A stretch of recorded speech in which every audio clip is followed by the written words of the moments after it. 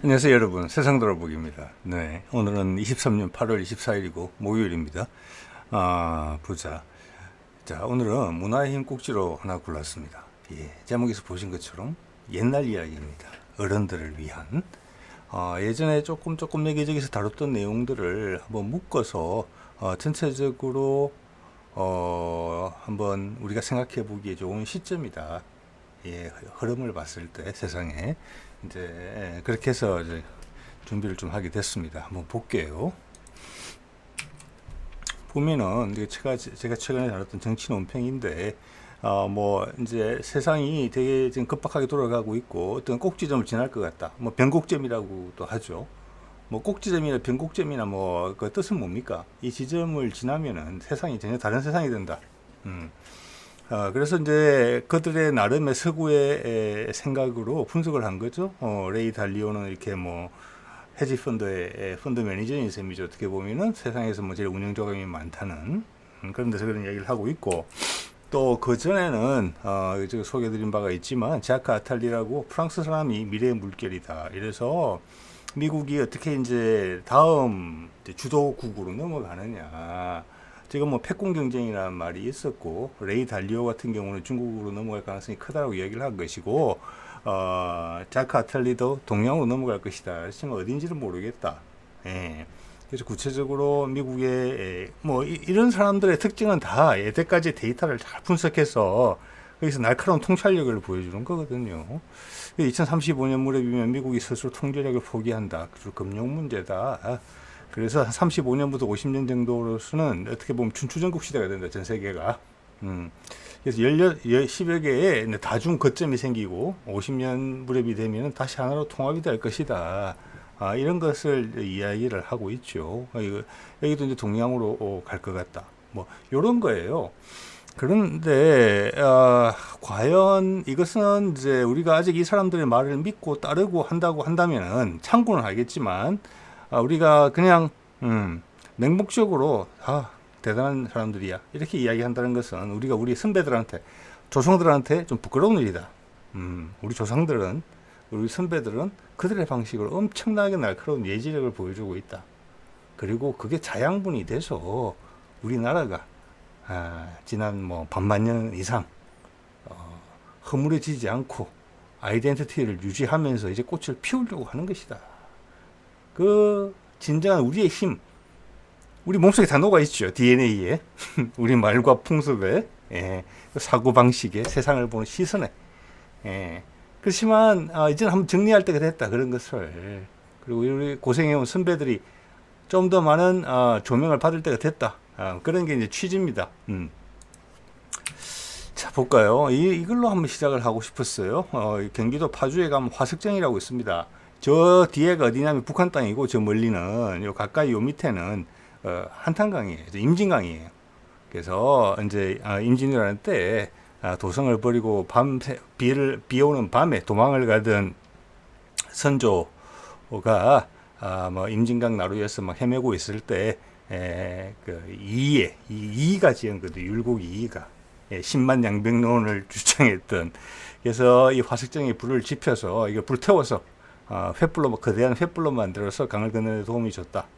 이런 역사를 가진 곳이 이제 설화인지 사실인지는 모르겠습니다. 전설인지 화석정이라고 하는데, 우리가 정말 잘 모르는 게 있는 것 같아요. 저는 조선시대를 우리 조상들이 세운 여러 나라들 중에서 상당히 부끄러운 나라라고 생각하거든요.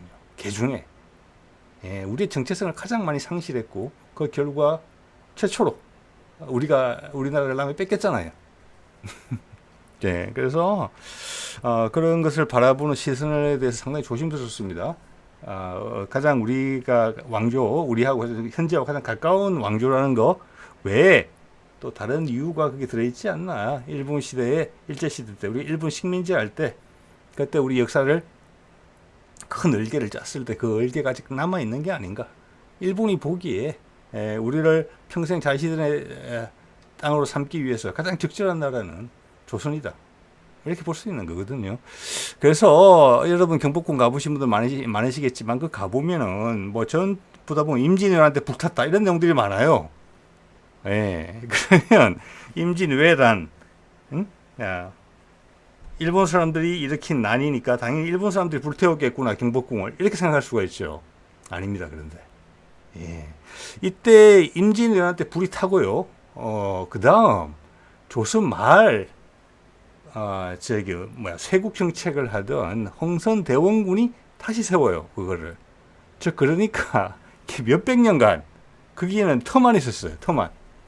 그리고 뭐 지금의 덕수궁이나 창덕궁 이런 데가 주로 궁전으로서 했어요.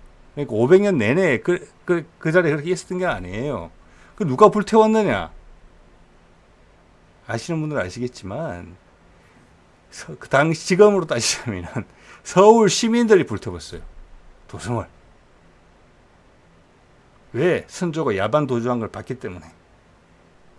거기에 분노한 시민들이 궁궐을 불태웁니다. 일본군이 오기 전에. 그리고 노비무술을 태워요. 해방 국면이 초래돼요. 해방 국면이 일본군이 오기 전까지. 그리고 그렇게 한 많은 서울 시민들이 산으로 들어가서 의병이 됩니다. 예, 이거는 왕을 지키기 위해서 한 게 아니에요. 왕의 나라가 아니고 우리의 나라예요. 왕은 도망갔죠. 그럼 왕을 그 체제가 그때는 그랬기 때문에 그 지도자로서 믿고 따라왔지만 그가 우리를 배신했으니까 우리는 그한테 우리의 감정 표현을 하고 나라는 별거다. 그럼 우리가 지키는 거다. 그렇게 해온 거예요. 그래서 그 다수의 시민들이 산으로 가서 의병이 됐다는 거잖아요. 예, 그게 경복궁의 진실입니다. 또한 그것이 우리가 반만 년간 나라 이름을 여러 번 바꿔가면서 우리의 정통성을 정체성을 지켜온 이유기도 해요. 그게. 예. 그게 일제시대 때는 뭐가 있었습니까? 동학이 있었죠. 똑같은 일을 한 거예요. 나라가 망가질 때마다 나라를 지키 세운 거는 지도자들이 아니에요. 우리 민초들이 그렇게 했어요. 우리가 민족의 영웅으로 생각하는 영웅 맞죠? 이순신. 그가 조정에 충성을 해서 그렇게 열심히 싸웠겠습니까? 아닙니다. 그는 알았어요. 되게 현명했어요. 똑똑한 사람이었어요. 내가 여기서 전공을 세워서 나라를 위기에서 구하는데 크게 기여를 하게 되면은 국민들 시선이 나한테 올 것이다. 그러면 왕이 그걸 싫어할 것이다. 공공해진 왕이. 보십시오. 궁궐도 경복궁도 태워버렸는데 국민들이. 그래서 그는 선조를 위해서 조선 왕조를 위해서 일본군을 무찌른 게 아니에요. 그냥 우리를 위해서 무찌른 거예요. 우리를 위해서. 그리고 그의 말로도 그는 알았다고 봅니다. 자, 그런 게 있었죠. 그러나 사례가 예전에 제가 이것을 우연히 지나가다가 봤기 때문에 적절하다 싶어서 옮겨드립니다. 이것은 우리가 나라가 일본에 넘어갔을 때 요즘 일본하고 이슈가 많죠. 그때 자결을 했어요. 이 사람이. 근데 그 자결을 하면서 남긴 시예요. 보면은 나는 조정에 벼슬을 하지 않았으므로 사직을 위해서 죽어야 할 의리는 없다. 그러나 나라가 500년간 사대부를 길렀으니 이제 만국의 날을 맞아 죽는 선비 한 명이 없다면 그 또한 애통한 노릇 아니겠는가? 요겁니다. 즉 조정 마음에 안 든다는 거예요. 이미 조선 왕조는 그때 망가질 대로 망가졌거든요. 정부는. 그래서 뭐 정부가 안타까워서 왕을 지키지 못해서 내가 억울해서 죽는 게 아니다. 나는 나를 위해서 죽는다. 우리를 위해서 죽는다. 이 정도 자존심이 있다는 것을 보여주기 위해서 죽는다. 왜? 그 외에는 다른 할 방법이 하나도 없기 때문에. 이래라도 해서 우리가 의기가 살아있음을 보여줘야 되겠다. 후손들한테 남기는 거죠. 너희는 이런 꼴 당하기 전에 방법을 강구하라. 이런 이야기를 하고 죽은 거예요. 이순신하고 이야기가 같죠. 자, 그래서 우리 이렇게 끈끈이 이어져 온 것들이 있어요. 저는 이것이 우리를 지켜온 힘이라고 생각해요. 장군들이나 왕이 지켜온 게 아니죠, 당연히. 그들은 권력을 위해서 한 것이고, 그리고 이런 나의 힘이 조금 더 부각될 수 있는 그런 세상이 왔다고 생각을 해요, 지금 이게. 그게 세상 변화의 핵심이라고 보거든요. 그걸 우리 조상들이 알고 있었어요, 선배들이. 그 이야기를 좀 공유할까 합니다.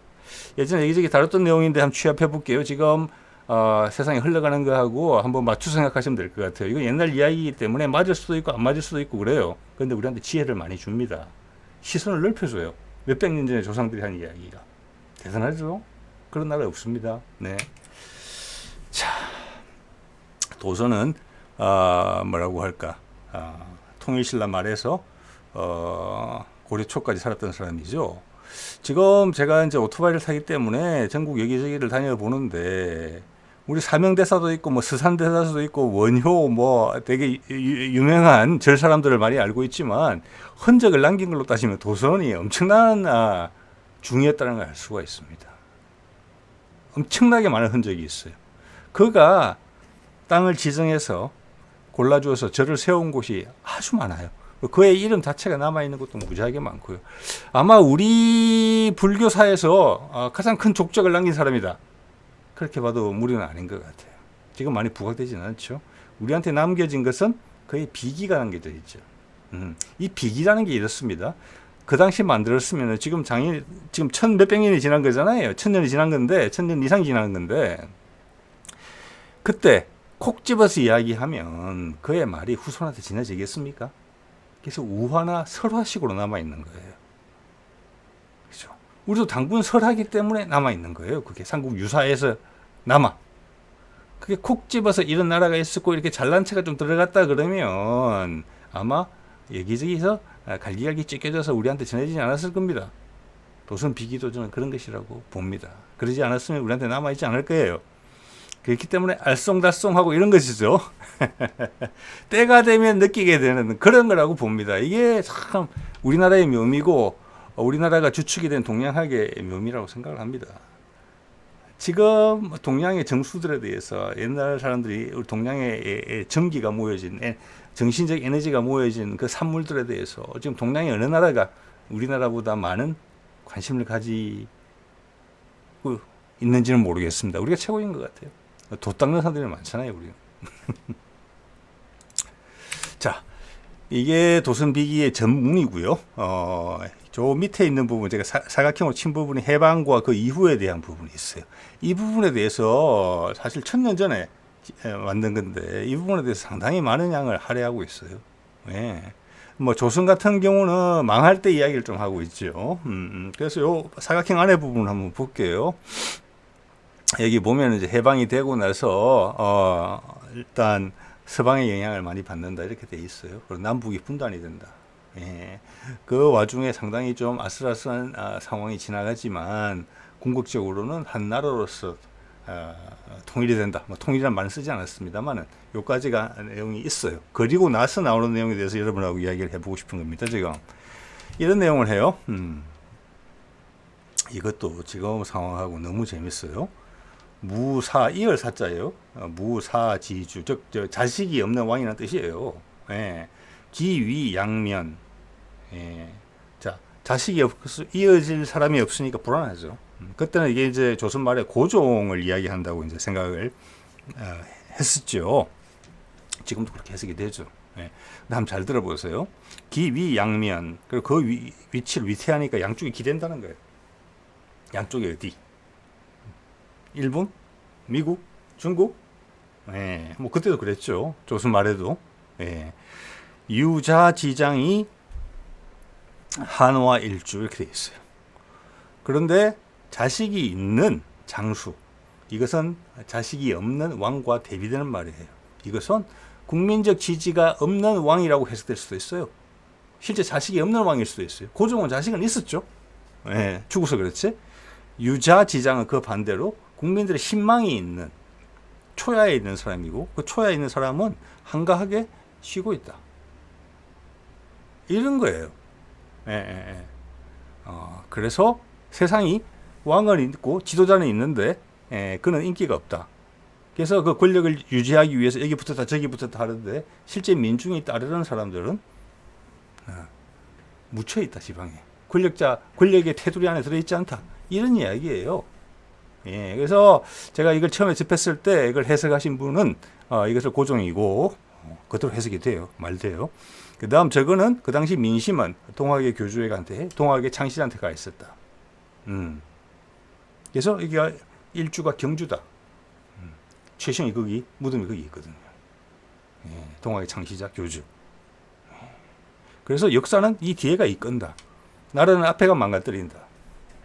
이런데 이렇게 해석을 했는데 이 옛날 이야기를 지금 상황에 이어보면은 지금 우리의 지도자가 일본과 미국의 엄청나게 결탁하고 있죠. 내부로는 인기가 없죠. 자식도 없어요. 그죠? 그렇게 사시게 되는 거예요. 이게 묘미예요. 동양하게. 분석적이진 않지만 엄청나게 포괄적이에요. 예. 우리의 머리를 엄청나게 운동시킵니다. 예. 그 다음, 유자지장이면 한화일주다. 예. 새로운 사람, 민심이 몰려갈 때가 분명히 필요하단 말이에요. 누군지는 모르지만 있다. 이 큰 흐름을 실제 이끄는 이가 있다. 이거는 현재형으로 생각할 수도 있고, 미래형으로 생각할 수도 있고, 그래요. 자, 이 정도 할게요. 여러분 생각해 보시기 바랍니다. 시간이 좀 지나 보면은 이게 뭐 희한한 소리인지 아니면 대단한 소리인지는 좀 있으면 판명되겠죠. 그 다음 이게 재밌어요. 마지막이거든요. 이게 마지막 부분이에요. 자, 통일이 되는 과정에 대한 설명으로 보여져요. 이게 앞에 통일이 되는 이야기는 있었는데 통일이 될 때 어떻게 되느냐 했는데 여기가 의미심장해요. 제가 이 책을 통해서 접했는데 그때는 우크라이나전이 발발하기 전이에요. 근데 지금 우크라이나전의 발발이라는 게 처음에는 하나의 국제적인 전쟁, 분쟁, 지금도 뭐 컨플릭트, 분쟁이라고 부르는 경우도 있잖아요. 그런데 의미가, 저도 최근에 정치 논평에서 다뤘지만 의미가 남달라지고 있거든요. 미국과 러시아가 이걸 해결하려면은 세 판을 짤 수밖에 없게 그렇게 되었어요. 중국이 부상하고 있기 때문에. 그래서 그 이야기를 저걸 어떻게 해석해야 될지 곤란을 겪었어요. 제가 크게 참고했던 그 저자는. 근데 지금은 1, 2년 만에 이게 해석이 돼요. 물론 시나리오 중에 한 개죠. 기병서세. 여기서 병은 분명히 군사를 이야기해요. 앞에 다른 내용에서도 뭐 밀란이나 이런 데 관련된 내용이 나오지만 거기는 언유적인 표현을 썼어요. 근데 여기서는 병자를 썼어요. 기병. 이건 전쟁을 한다는 뜻이거든요. 분명하게. 어디냐? 서쪽 변방에서 전쟁이 일어난다. 우크라이나, 서방 맞죠? 유럽. 그리고 변방 맞죠? 유럽에서도. 예.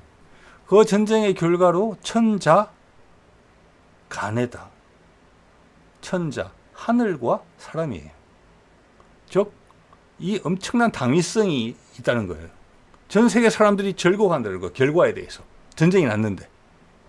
뭐 선이 악을 무찔러서 그랬냐? 지금 그런 국면은 아니거든요.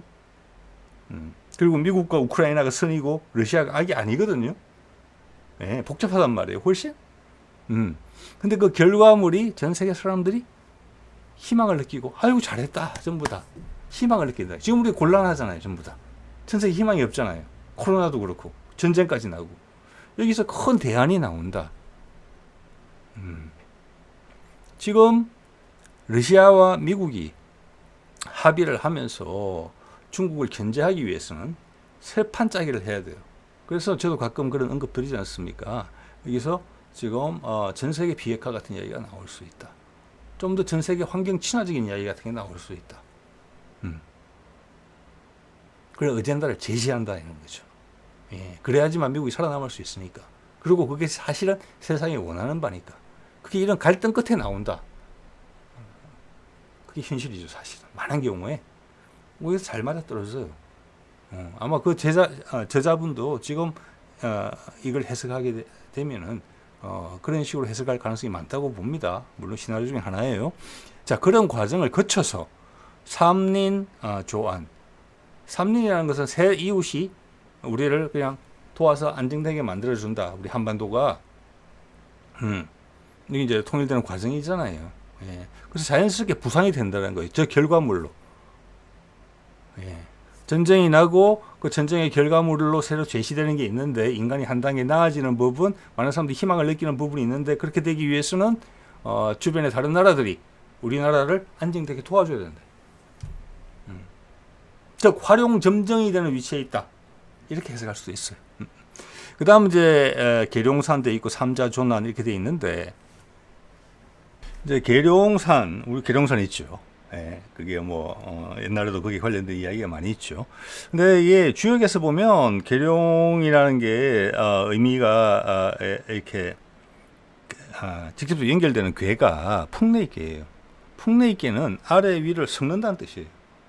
섞어서 나로 하여금 에너지가 확 나게 한다는 거예요. 정체되어 있는 것을 허문다는 뜻이에요. 기존의 틀이 바뀐다는 뜻이에요. 그것이 풍내익계의 해석이거든요. 아래 위를 뒤섞는 거예요. 위에 것을 하고 아래 것을 강렬하게 섞는 거예요.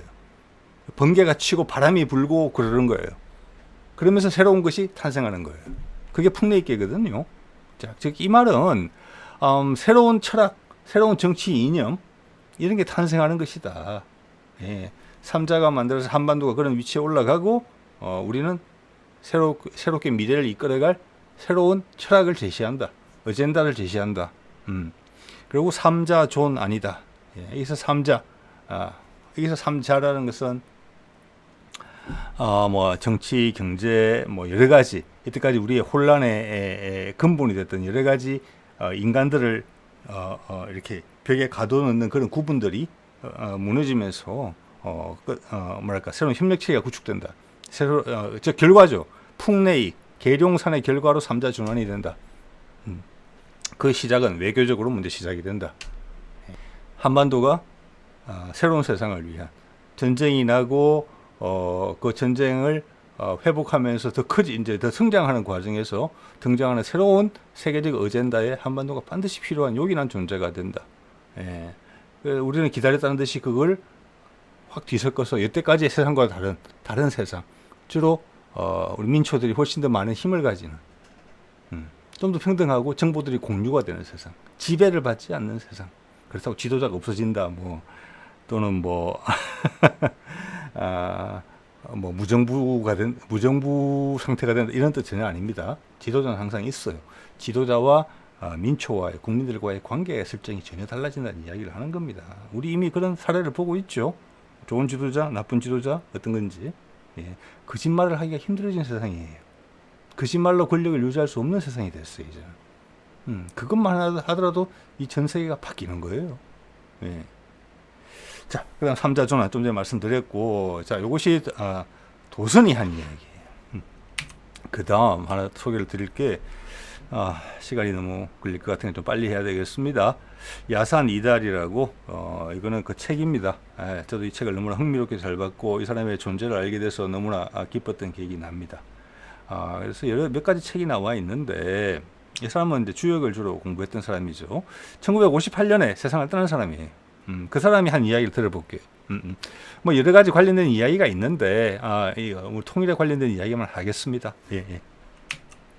여기 보면은, 자, 이거는 해방 후나 1958년 그 사이에 사는 이야기겠죠. 많은 사람들이 따랐죠, 이 사람을. 예, 그래서 우리나라의 상황이 어떻느냐, 지금 이런 거 설명을 해주는데, 그의 이야기가 보통이 아닙니다. 지금 봐도. 예, 한번 잘 들어보세요. 지금 우리나라의 국군이 5사람이 바둑 두는 형국과 같다. 즉, 우리한테 영향을 미치는 곳이 4군데가 있고, 그중에 우리는 하나다. 5이다. 우리나라에 신선 4사람이 바둑을 두는데 바둑 한 판 두고 갈 때는 아무리 인색한 사람이라도 바둑판과 돌을 놓고 가는 법이다. 주인은 가만히 앉아서 천을 넣는 것과 같다. 즉 이것은 뭐냐? 우리나라한테 욕심을 낸다는 거예요. 말은 이 4명의 신선이. 그래서 이거 확 하다가 난 재미없다. 집에 갈래? 하는데 자기가 가져왔던 바둑판을 들고 갈 수가 없단 말이에요. 다른 사람들 바둑을 계속 뜨고 싶어 하니까. 뜨고 갔다. 그 다음 사람 또 그렇다. 결국 나는 혼자서 다 얻었다. 마지막에. 이것을 엄청나게 은유적으로 묘사했다. 예. 어떤 느낌인지 아시겠죠? 소련이 북한에 와서 뭔가를 남기고 간 게 있고, 우리는 아직도 미국의 영향을 많이 받고 있죠. 일본이 우리한테 남기고 간 게 있어요. 중국이 오랫동안 영향을 미친 게 있죠. 그래서 저는 이런 시각이 너무나 대단하다는 거예요. 훨씬 더 발굴되고 조명을 받아야 된다고 생각을 합니다. 우리나라가 참 이때는 전 세계 빈국 중에 하나일 때예요. 예, 지금 아프리카 나라 같은 그런 상황이었었어요. 그렇지만 이 자존심 한번 보십시오. 자존심.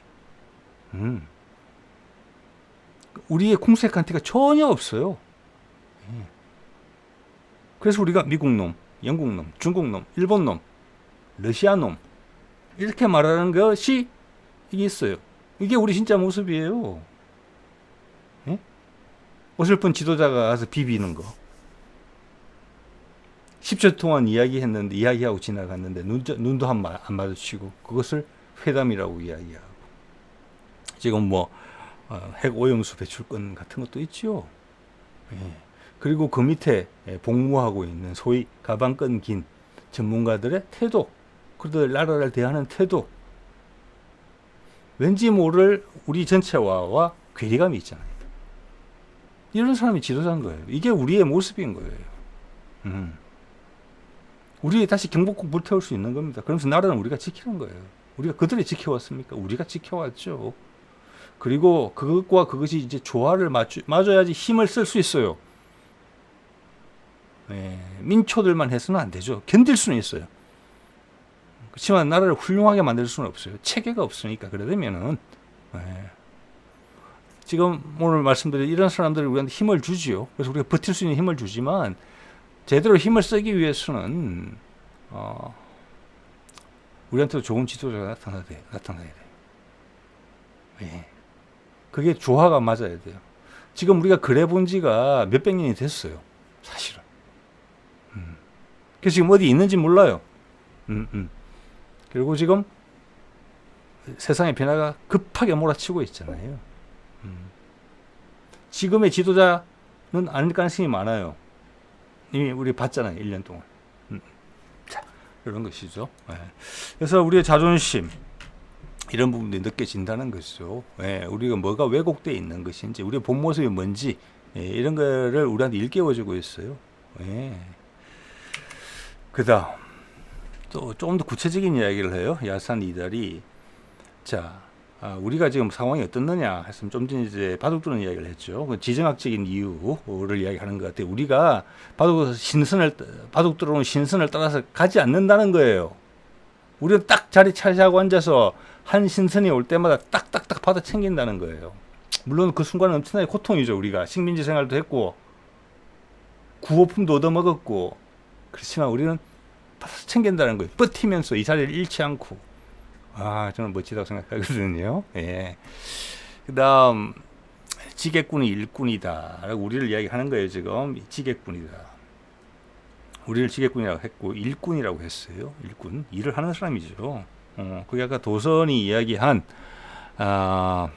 우리가 통일이 되는 과정에서 우리의 모습과 마찬가지라고 봅니다. 일꾼이죠.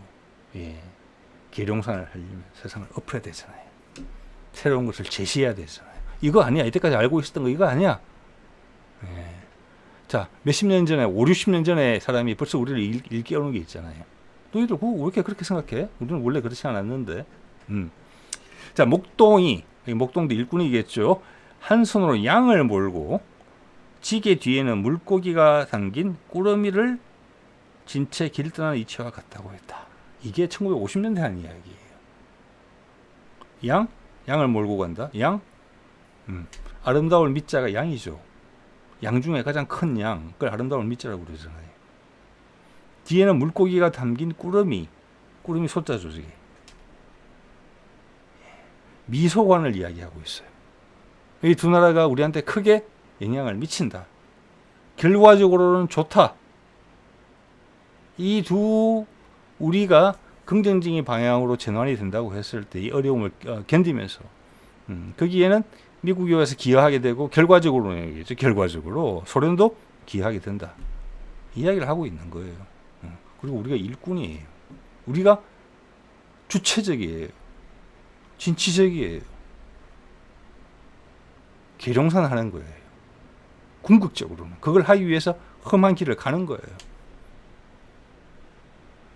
악과 일맥상통한다고 봅니다. 아까 바둑 이야기. 자, 그리고 조금 더 구체적이죠. 남북 상통이 언제가 될지 제자가 물으니까 이렇게 대답했다는 거예요. 돈서 전 모래의 우호지화풍. 이거를 제가 2, 3년 전에 봤을 때는 그럴 수도 있겠네 이렇게 이야기가 드는데 어제 정치 논평을 딱 놓고 올려보니까 이 말이 다시 생각이 났던 거예요. 자주 생각나는 말이에요. 요즘 와서. 그래서 여러분하고 공유하고 싶었습니다. 한 번 더. 돈서, 돼지, 서, 쥐가 전몰. 완전히 이제 망한다는 뜻이잖아요. 자, 아까 우리가 5신선 이야기 했죠. 우리 하나 빼면 주위 4개가 신선, 4개국이 있다는 거예요. 뻔하죠, 그러면. 러시아, 미국, 일본, 중국. 좀 전에 뭐라고 그랬어요? 양을 몰면서 양을 길잡이 하는 거죠. 이끌어 오는 거죠. 근데 실체적인 우리한테 혜택이 되는 것은 바구니, 지게 뒤에 실은 바구니죠. 그것도 드러나지는 않죠. 멀리서 보면 양밖에 안 보이죠. 근데 지게 안에는 그게 미소의 역할이라는 거예요. 그럼 그 빠진 두 나라가 돈스라고 밖에는 볼 수 없어요. 옛날 이야기입니다. 예, 참고하세요. 여러분도 생각하시면 돼요. 제 생각은 그렇다는 겁니다. 여러 가지 시나리오 중에 하나로서. 전무를 하고, 자, 남북 통일이 어찌 되느냐? 어떻게 되느냐? 그쪽이 망가지고, 우호지화풍이라고 했어요. 소와 호랑이 사이에 화해하는 분위기가 불 때, 화해하는 분위기가 일 때 통일이 된다. 그래서 저는 지금 우크라이나전을 봤을 때 우크라이나전을 어떻게 화해하느냐. 그게 한반도와 상관이 있고 몽골하고도 상관이 있고 중국의 견제와도 상관이 있고라는 미국의 큰 게임, 러시아와의 큰 게임. 그게 전 세계를 바꾼다. 그 혜택이, 그 핵심이 한반도다. 남북이 소통이 돼야지만 그들의 계획이 성과를 낼 수 있다. 이런 말씀을 드렸는데 그런 것과 상당히 일치하는 거죠. 예. 지금 이때인지 어떤지는 몰라요. 우리 조상들이 남긴 말은 여기 귀에 열면 귀걸이, 코에 열면 코걸이 식으로 해석될 때가 많아요. 그렇지만 그의 앞뒤 말을 봤을 때 오늘 소개드리는 몇몇 선배들은 2000년 한 20에서 2040년 사이가 우리한테 꽃이 피는 시기가 아닌가라고 예측하는 부분이 있어요. 예. 자, 가능성이 상당히 있다. 뭐 이것이 좀 전에 제가 설명드린 그런 한 가지 시나리오하고 부합될 수 있다. 이렇게 생각이 들기 때문에 말씀을 제가 드리겠죠, 여러분한테. 자, 그 다음 탄흐를 볼게요. 아시는 분은 아실 겁니다. 13년에서 83년까지 살았던 사람인데 이 사람이 통일 예언을 한 게 있어요. 뭐 여러 가지 예언이 뭐 이게 다 있다는 걸 알고 있습니다. 통일과 관련된 예언. 예. 전쟁 없이 통일된다. 이거 상당히 중요한 노릇이죠. 지금 남북한의 긴장이 고조되고 있잖아요. 예. 그래서 전쟁 없이 통일이 된다. 제발 그래 됐으면 좋겠다. 이런 생각이 들죠. 그 다음 눈이 가는 내용이 뭐냐면은 다만 깜깜한 전제 정치의 시기가 3년, 짧으면 3개월 온다. 세상이 망할 것 같다. 그런 암흑의 시대가 온다고 하는 거예요. 제가 제목을 여기서 땄습니다. 그런 때가 온다면 통일이 임박했다는 징조다. 그렇게 생각해라. 라고 이야기를 해요. 그래서 이 돌이켜보면은 지금 우리 대통령의 현재 입지는 상당히 곤란하거든요. 예. 여러 가지 패착을 뒀기 때문에 이미 제가 여러 번 걸쳐서 말씀드렸고 동의하시는 분들도 꽤 있을 겁니다. 아마 지금 기댈 데가 없어요. 러시아와의 관계는 많이 안 좋아졌고 북한과는 대화를 할 시도조차 본 적이 없죠. 미국과 관계가 틀어질 수 있어요. 종전선언이라는 문제 때문에. 미국은 그게 필요해요. 네. 3자 전환한다고 아까 도순 이야기 했잖아요. 즉 러시아와 미국이 화해를 하려면 그중에 혈맥이 튀어야 되는 부분이 한반도거든요. 남북 간에. 그럼 몽골이고. 그걸 거부하고 있는 거거든요. 그리고 국민들로부터 참으로 상상하기 어려운 여러 가지 정치적 행보를 통해서 이미 괴리되어 있죠. 공무원들로부터도 괴리되어 있을 거예요. 장관들이 전부 다 곤혹스러워하잖아요. 그가 직접 임명한 사람들조차. 군으로부터 괴리됐어요. 한 건 할 때마다 살점이 이만큼씩 떨어져 나가요. 뭉텅뭉텅. 이제는 세상 물정 잘 모르는 사람들도 부담스러워해요. 그 정도로 희한한 정치를 하고 있잖아요. 거짓말로 해결될 수 있는 수준이 아니에요. 1년밖에 안 됐는데. 그래서 이 깜깜한 전제정치 시작 시기가 3년, 짧으면 3개월 온다. 이게 1년 전, 제가 한 2년 전 정도에 이걸 한번 소개를 한번 드렸던 것 같은데 그때하고 느낌이 전혀 달라요. 예. 그렇기 때문에 이것은 뭐냐, 이런 시기를 통해서 우리를 각성하게 한다. 앞으로 세상은 국민이 똑똑해야 되는 세상이에요. 거기다가 좋은 지도자가 덧붙여져야 되거든요. 우리는 원래부터 똑똑했어요. 그렇지만 분단이 오래되면서 조그만 돈 맛을 또 알게 되면서 우리는 되게 갈라파고스가 됐거든요. 지금 이 상태가 제일 편해. 그걸 이용하려는 정치 세력이 탁 올라붙은 거잖아요. 지금. 그거를 각성시키는 그런 효과가 있어요. 그래서 지금의 대통령은 어떻게 보면은 하늘이 우리한테 주는 선물이에요. 떼찍질. 하늘이 우리한테 준 사랑의 매다. 이렇게까지 생각할 수가 있어요. 예. 우리로 하여금 각성하게 만드는 거. 아, 우리가 욕심을 부린 부분이 어디며, 우리가 어긋났던 부분이 어딘가, 우리의 본성이 무엇인가, 이것을 느끼게 해준다. 그건 아직 안 왔다. 탄핵에 말했다면 아직 캄캄한 전제정치라고 부르기는 어렵잖아요. 남은 그 기간이 짧으면 3개월, 긴 기간으로 볼게요. 3년. 예. 그죠? 되게 현실적인 숫자예요. 3년이면은 지금 아직 1년하고 3개월 지났죠. 3년이면 내년부터예요. 길게 보면. 근데 지금 큰 변화가 있어야 되는 거거든요, 지금. 예, 세계적으로도. 자, 마지막으로 소개해 드릴 사람은 두암 한동석이라고 우주변화의 원리라는 이제 책을 하나 쓴 사람이죠. 자, 알만한 분들은 또 다 아는 사람이기도 하죠. 그렇게 뭐 확 널리 알려진 사람은 아니지만 이 사람도 1968년에 사망을 했어요. 이 사람은 이제 동양학을 동양의학 쪽으로 이제 파다가 동양학 쪽으로 접근한 사람이에요. 예, 예. 여기도 이제 미래에 대한 예언을 여러 개 했는데 그 중에 남북 통일에 대한 부분은 좀 전에 탄핵의 이야기하고 상호 보완적인 부분이 상당히 커요. 그래서 제가 드리는 겁니다. 이 둘을 묶어야만 이야기가 돼요. 하나만 하면 좀 허무맹랑하다 이렇게 들릴 수가 있어요. 물론 여기에 큰 그림은 도선이 짜졌죠. 예. 그리고 아까 좀 전 전략적인 부분에 있어서는 이달이 이야기를 했죠. 같은 것을 보고 있어요, 진짜로. 자, 이 세계는 어떤 미래학자들보다 훌륭합니다, 다들.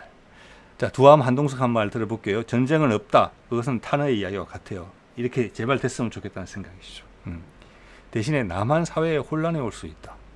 이게 아까 탄핵가 이야기한 이 둘은 서로 알았는지 몰랐는지도 모르겠어요. 영역은 전혀 다른 사람이에요.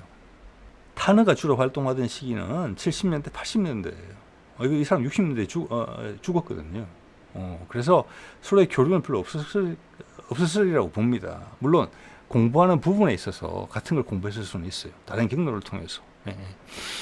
남한 사회에 혼란이 올 수 있다. 아까 이야기하는 암흑시대, 전제정치의 시대, 3년 또는 3개월. 예. 이건 한동석이 먼저 했어요, 이 말을. 그 다음 탄핵가 뒤에 한 거예요. 그 다음에 뭐라고 그랬느냐. 자, 통일을 앞두고 각 종교 사회단체 지도자를 자처하는 사람들이 나타난다. 즉 우리나라에 지도자가 없는 상황이거나 통일을 앞두고 또는 있어도 제 기능을 못하는 상황이다. 그래서 남한의 정치의 혼란 상태다. 네. 자, 그런데 그것이 이제 아까 탄핵가 이야기한 전제정치의 시대인데, 근데 한동석도 그렇고 탄핵도 그렇고 단일 정부 체제로 통일이 된다 이런 이야기를 해요. 자, 그 말은 이 남한에 혼란이 생기는 부분, 지도자를 자치하는 사람들이 우후죽순 올라오고 암흑 같은 전제정치 시기에 있어서 그 이후의 제공이 어디서 왔느냐라는 부분에서 남한 자체만의 문제가 아니다라는 걸 암시하고 있다고 봐요. 왜? 왜냐? 연방정부도 아니고 단일정부라고 그랬거든요. 즉 이 혼란 상황에 있어서 북한하고 엮여 있다는 거예요. 이 와중에 있어서. 그래서 그 문제를 해결하는 과정에서 단일정부가 된다는 뜻이에요.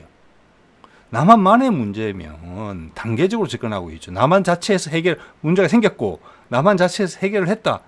그러면 북한과의 어떤 교류 국면을 거친 다음에 단일 국가로 가겠죠. 시간이 좀 걸리겠죠.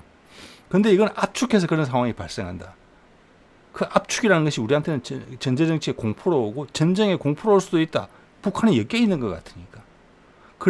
그래야지만 이 두 말에 서로 보완적이거든요. 상호 보완적. 그게 설명이 돼요. 이 과정에서 북한이 관여되게 돼 있다는 것.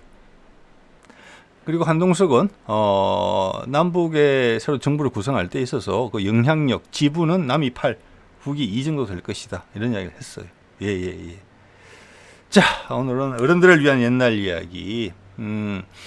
예전에 한 번씩 소개해드렸던 건데 2, 3년 전 됐을 거예요. 지금 세상이 그 사이에 많이 변했음을 느낍니다. 예, 이것을 해석하는 것이 훨씬 현실감 있게 해석이 가능하다. 이런 생각을 갖고 있고, 우리 선배들이 했던 말들이 얼개가 다 있다. 체계가 있다. 이게 동양학의 체계다. 서양식의 분석적 체계가 아니고, 예, 이게 오묘하다. 예, 우리한테 많은 지혜를 준다.